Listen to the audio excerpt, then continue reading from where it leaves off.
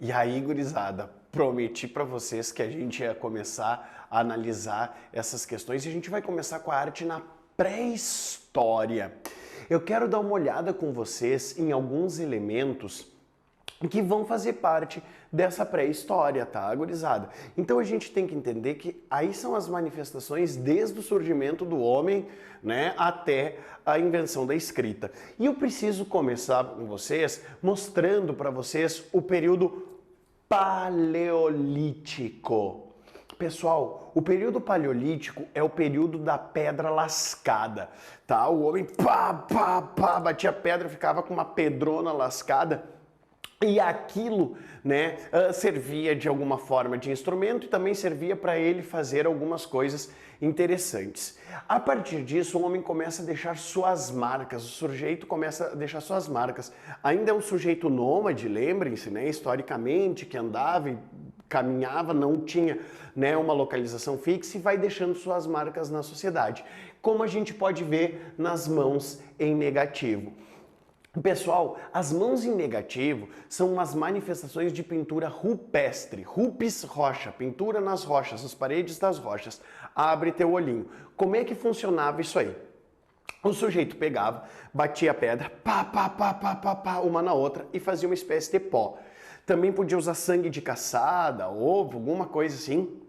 E aí ele pegava aquele pozinho de pedra, enchia num canudo que podia ser feito de osso, de caça, né? Pegava, botava as mãos na parede da caverna e assoprava aquele pó. As marcas, como vocês veem aí, ficavam em volta das mãos. Portanto, abre teu olho se o Enem fizer uma relação das mãos em negativo com algum tipo de arte hoje. Essa é uma técnica primitiva do stencil. O stencil é aquele tipo de arte que pode ser arte até da rua, arte urbana, arte de grafite, que se tem uma forma, você coloca, passa o spray e quando tira, né, é a forma vazada. É a técnica que a criança, quando começa a dominar a caneta, faz em volta das mãos. É em volta, a pessoa coloca, sopra e deixa ali. Uma questão que o Enem já fez para vocês e que vocês devem se ligar. Gurizada, cuida um detalhe. A arte rupestre, principalmente essas mãos em negativos e tal, são formas do sujeito marcar sua passagem por ali, dele transcender, dele viver além da vida, dele passar, né? Eu vou deixar uma marca minha nas paredes das rochas. A gente ainda tem algo que se relaciona com a identidade cultural até os dias de hoje. E essa é uma relação possível de se fazer e que o Enem já fez com o grafite.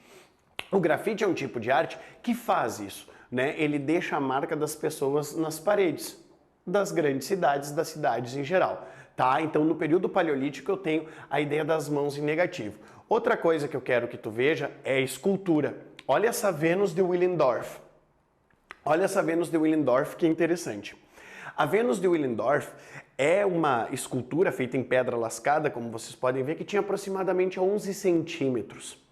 Muito provavelmente funcionasse como um amuleto de um ritual de fertilidade. Você pode ver pelo farto ventre, pelos fartos seios, o quadril agigantado, ela não tem pés, o cabelo tem alguma coisa ali e as mãos sobre os seios. Ou seja, o sujeito já fazia esculturas desde o período paleolítico. Escultura pequenininha, de pedra lascada, tá? Você vê que foi encontrada na cidade de Willendorf, por isso Vênus de Willendorf, tá? Representando uma mulher, tá? Uma Vênus, né? Da pré-história. Então, ó, presta atenção nesses elementos. Então, no período paleolítico, né? Da pré-história, a gente consegue ver, então, os elementos de pintura, como as mãos em negativo e também a ideia de escultura. Certo, gurizada? Olha só, outro detalhe que para nós é importante, só que agora no período neolítico. Olhem essa pintura e vocês conseguem ver uma coisa aí, grupos. Por quê? Em rituais, às vezes é dançando essa arte rupestre, às vezes é como uma atividade cotidiana, como uma caçada, enfim. Porque no período neolítico existe a ideia da agricultura e a sedentarização do sujeito. Então começam a se criar, começa a se povoar áreas e ficar nela, permanecer, extrair da terra as necessidades que se tem. Isso no período neolítico. Então começa na arte rupestre, ainda é rupestre, a se fazer esse tipo de coisa, a se caracterizar o cotidiano, o dia a dia, tá? Então você vai ver esses elementos, além de ver a ideia de movimento, tá? Sempre na arte rupestre do período paleolítico, você vê quando você vê um animal, o animal vai estar parado. Quando você vê uma figura, a figura vai estar parada.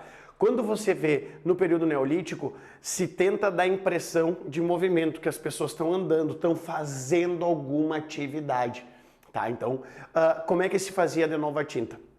Mesma forma, né? Caça, gema de ovo e tal.